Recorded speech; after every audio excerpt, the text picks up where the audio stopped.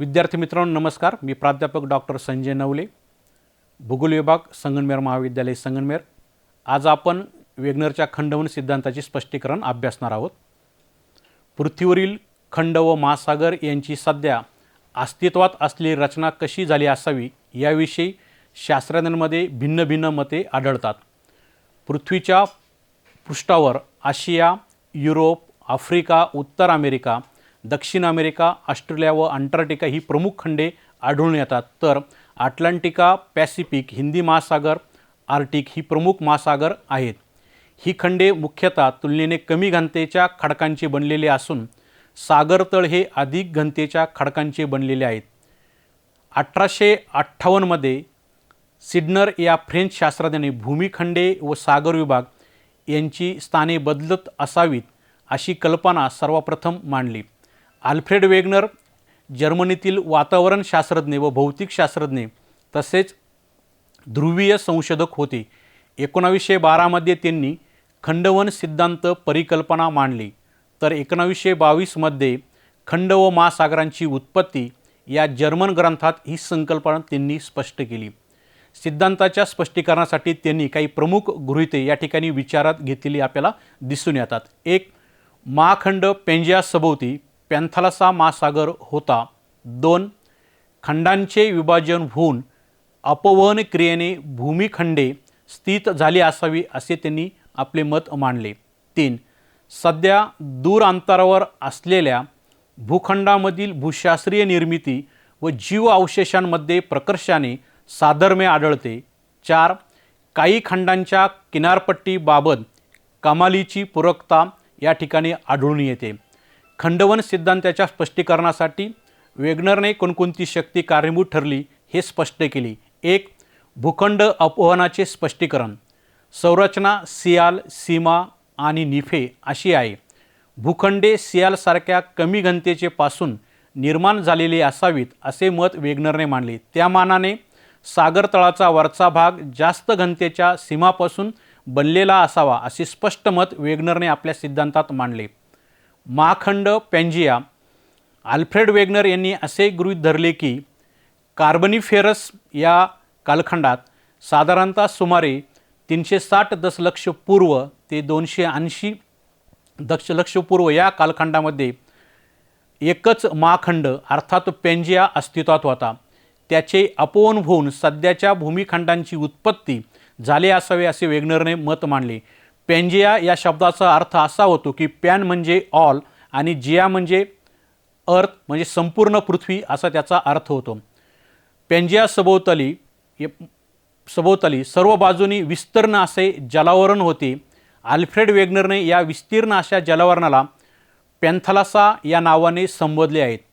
पॅन्थालसा या शब्दाचा अर्थ असा होतो पॅन म्हणजे ऑल आणि थलासा म्हणजे ओशन म्हणजे संपूर्ण महासागर असा त्याचा मराठीमध्ये अर्थ होतो. वेगनर यांनी असे स्पष्ट केले की महाखंड पेंजिया हा 2 भागात विभागलेला दिसून येतो. उत्तर भागाला लॉरेशिया किंवा अंगारा भूमी या नावाने ओळखले जाते. या लॉरेशिया या भागामध्ये आजची उत्तर भागामधील उत्तर अमेरिका, ग्रीनलँड व भारतीय उपखंडातील जवळील उत्तरेकडील युरेशिया यांचा समावेश होतो. व गोंडवाना या भूमीमध्ये दक्षिणेकडील दक्षिण America, Africa, Madagascar, Bharat, Arabia, Malaysia, east Indies, Australia आणि अंटार्क्टिका खंडाचा समावेश होतो. तर भूसंनती याविषयी वेगनरने आपले स्पष्टीकरण असे दिले आहे की लॉरेशिया किंवा अंगारा भूमी यांच्या दरम्यान खोल, अरुंद व लांबट दोन्हीसारखा भूभाग तयार झाला आहे. याला भूगर्भीय शास्त्रीय किंवा भौगोलिक भाषेमध्ये भूसंनती या नावाने ओळखले जाते. यालाच आपण आज 33 समुद्र या नावाने ओळखतो. महाखंड पेंजियाचे विभाजन होऊन 2 भूभाग साधारणतः सुमारे 300 दशलक्ष वर्षापूर्वी अर्थात कार्बनिफेरस कालखंडामध्ये तयार झाले असावेत असे मत वेगनरने आपल्या सिद्धांतात मांडलेले आहेत. भूखंडाचे अनुपात व वहन होऊन खंडांना सध्याचा आकार व सापेक्ष स्थान प्राप्त झाले. जगाच्या नकाशामध्ये आपल्याला जे खंड दिसतात त्याला जे आज स्थान प्राप्त झाले त्याला विषुववृत्तीय व पश्चिमी हालचाल कारणीभूत ठरली असावी असे वेगनरने आपल्या सिद्धांतामध्ये स्पष्ट केले. भूखंड अपवनाच्या दिशा व कारणीभूत असणारे बल हे देखील वेगनरने स्पष्ट केले. यामध्ये प्रामुख्याने विषुववृत्तीय हालचाल ही अतिशय महत्त्वपूर्ण आहे असे स्पष्ट मत वेगनरने मांडले. विषुववृत्तीय हालचालींमुळे आफ्रिका व युरोपियन भूखंड एकमेकांजवळ ढकलले गेले.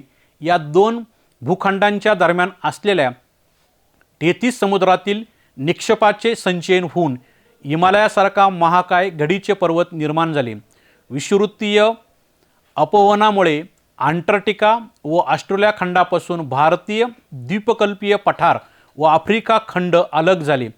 पृथ्वीचा विषुववृत्तीय फुगीरपणामुळे निर्माण झालेल्या गुरुत्वाकर्षणाच्या साहाय्याने विषुववृत्तीय अपवन क्रिया घडून आली असे स्पष्ट मत वेगनरने आपल्या सिद्धांतामध्ये मांडले. दुसरी महत्त्वपूर्ण हालचाल या ठिकाणी वेगनरने स्पष्ट केली. पश्चिमी हालचाल.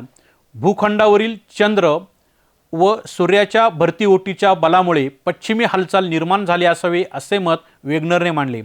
पश्चिमी हालचालींमुळे युरोप व आफ्रिकेपासून उत्तर अमेरिका व दक्षिण अमेरिका वेगळी झाली तसेच अटलांटिक महासागर अस्तित्वात आला. वेगनरने खंडवन सिद्धांताचे स्पष्टीकरण करताना भूखंड अपवन ही देखील हालचाल महत्त्वपूर्ण ठरली असे स्पष्ट केले.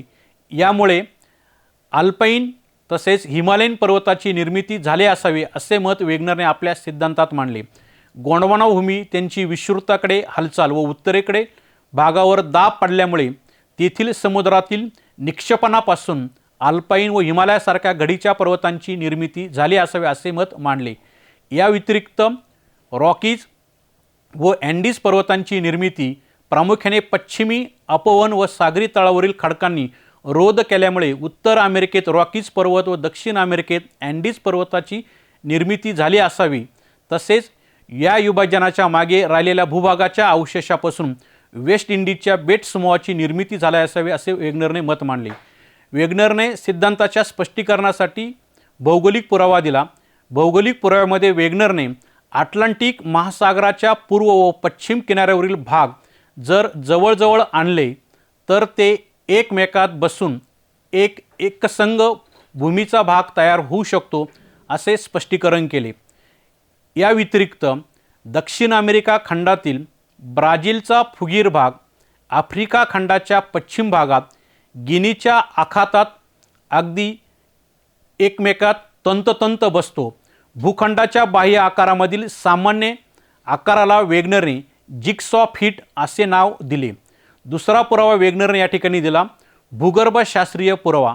यामध्ये भूगर्भशास्त्र पुराव्याच्या आधारे अटलांटिक किनाऱ्याच्या दोन्ही बाजूंकडील प्रदेशात बरेच साम्य आढळते.